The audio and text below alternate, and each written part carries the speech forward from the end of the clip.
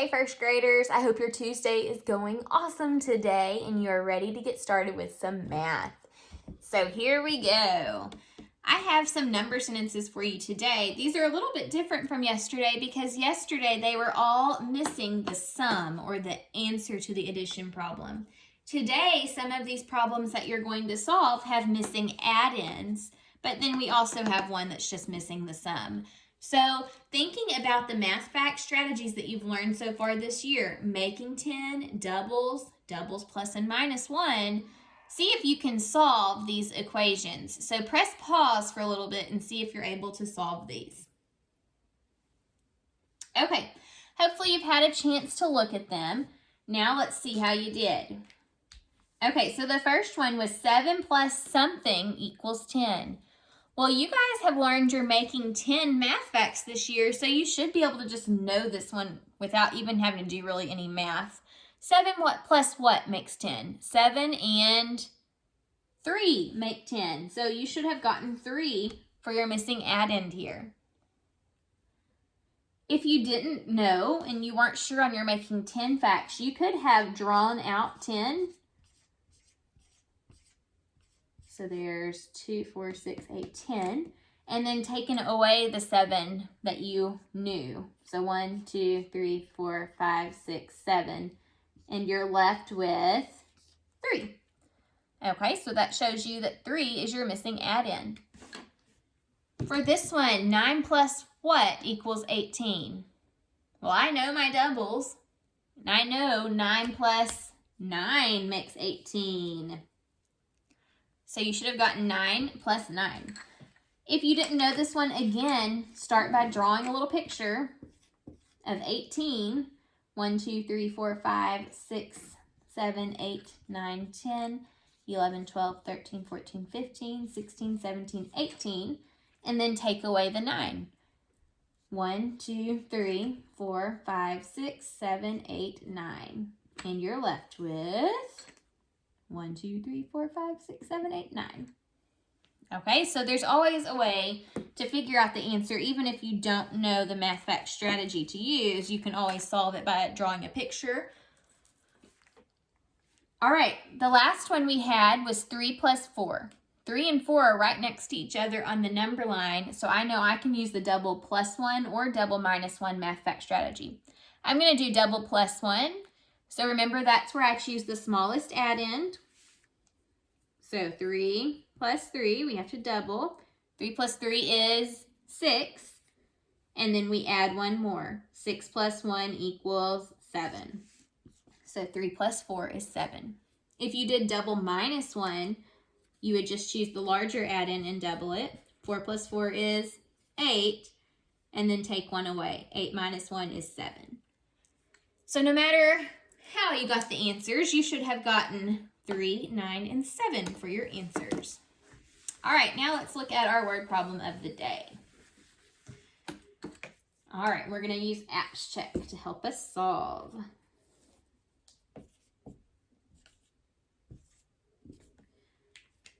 And here it is. Let's read it together.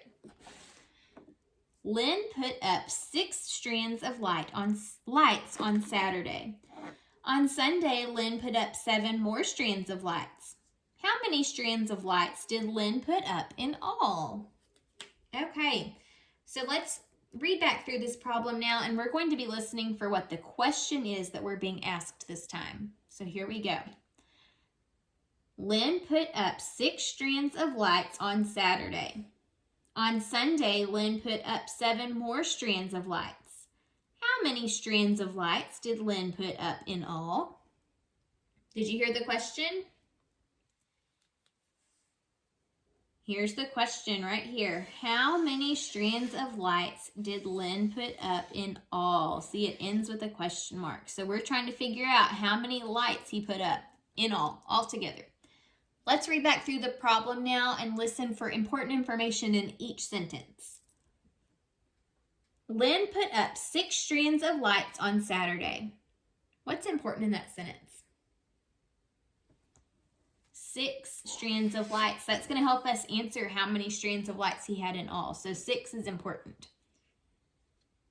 On Sunday, Lynn put up 7 more strands of lights. What's important in that sentence? 7 is important, but also the word more. More helps us to know that he had some and now he's getting more. That's going to help us to know whether to add or subtract in a little bit. Okay, now let's plan what we're going to do.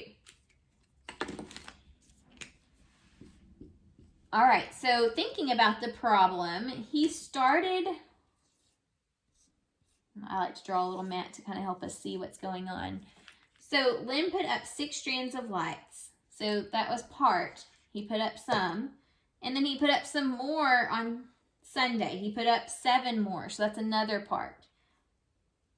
How many lights did he put up in all? It's asking us to figure out the whole. In all total, how many did he put up? So when we start with 2 parts and we need the whole, we have to add. So we're going to be using 6 plus 7 to solve this problem. All right. To solve this time, I think I'm just going to use the equation, and I'm going to use my math fact knowledge that I know about the math fact strategies to help me solve this, because I see 6 and 7, and I know that they are right next to each other on the number line, so I can use the double plus 1 strategy.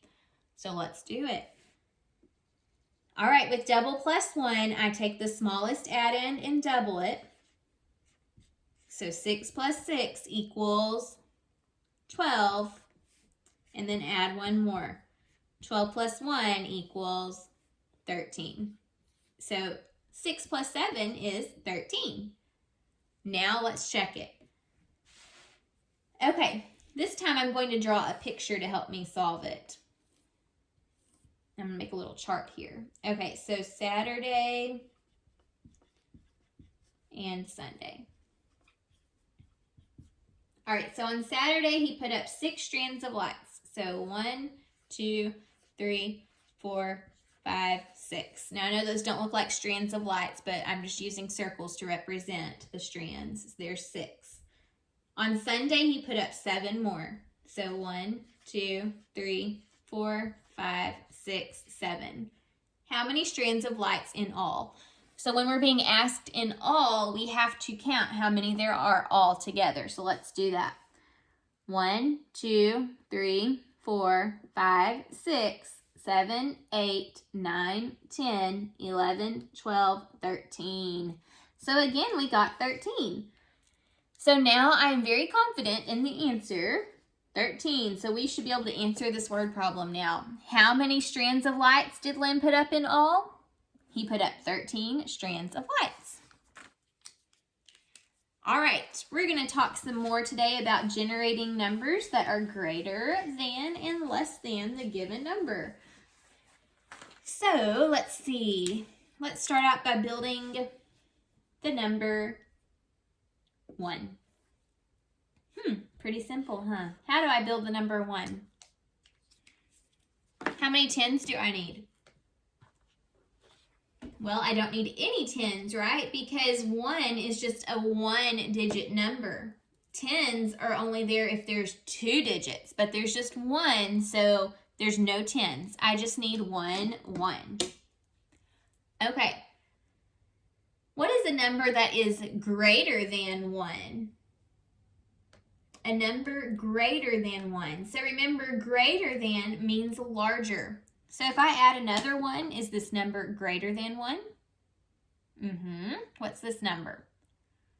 This is the number 2. It is greater than 1. Okay, if I have 1 again and I decide to put these base 10 blocks with it, is this number now greater than or less than 1? This is a number greater than 1. What number is this? Count it really fast. Let's check it. 10, 20, 30, 40, 50, 60, 70, 80, 81. So this is the number 81. All right, so we started with 1 and now we have 81. Is 81 greater than or less than 1? Well, if we're comparing the two, we always check the place that's largest first, farthest to the left. We have an 8 in the tens place in 81, and in the number 1, there is no tens place. It's like an imaginary 0.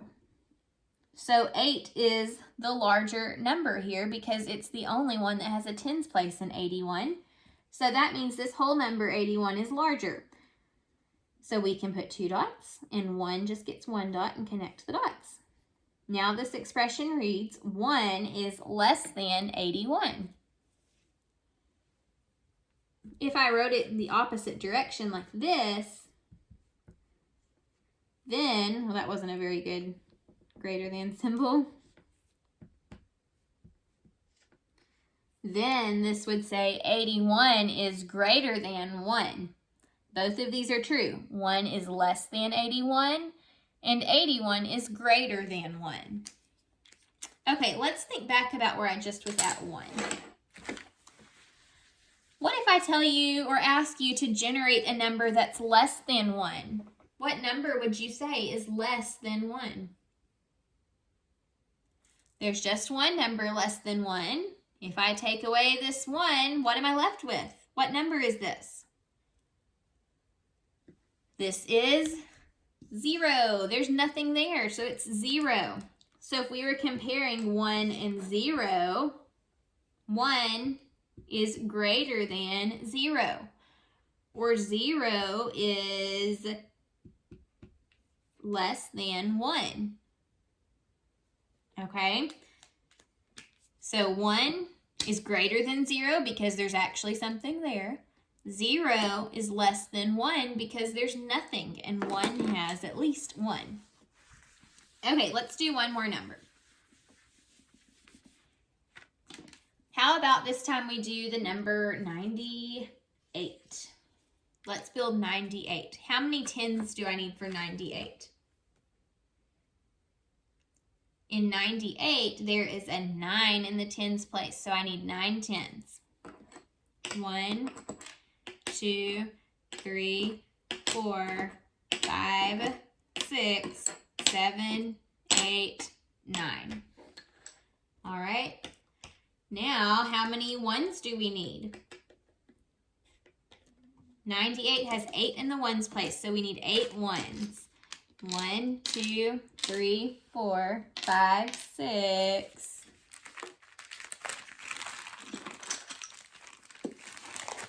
7, 8.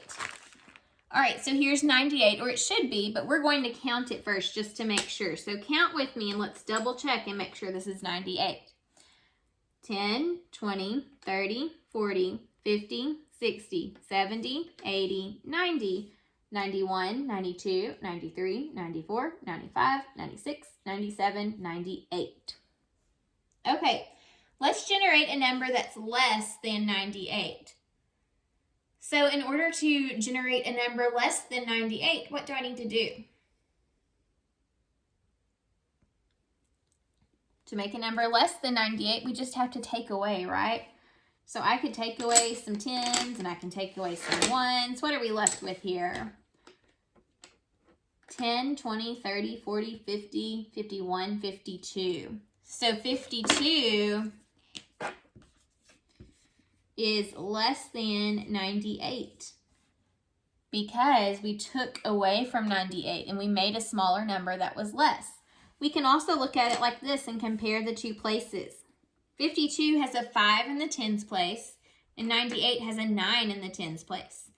5 is smaller than 9, so that makes this whole number smaller or less. So we can say 52 is less than 98. Okay, let's go back and have 98 again. All right, now we're at 98. Generate a number greater than 98 this time. Generate a number greater than 98. So if I just add a 1, do I have a number greater than 98 now? Let's see, now I have 10, 20, 30, 40, 50, 60, 70, 80, 90, 91, 92, 93, 94, 95, 96, 97, 98, 99. 99, is it greater than or less than 98? Well, since we added 1 to 98, we made it a larger number, so we can say that 99 is greater than 98. It is greater than. You can also tell it's greater than by looking at your ones places here. So the tens places here are the same. They both have 9 tens. But in the ones place, we have a 9 and an 8. 9 is greater than 8. It's larger. Remember, we added a 1 to make it greater. So since the ones place is larger and the tens place is the same, we can say that this number is greater. All right, guys, tomorrow we're going to work on ordering some numbers, and ordering numbers involves knowing your place value. So we're going to keep working on those tens and ones. See you then. Bye.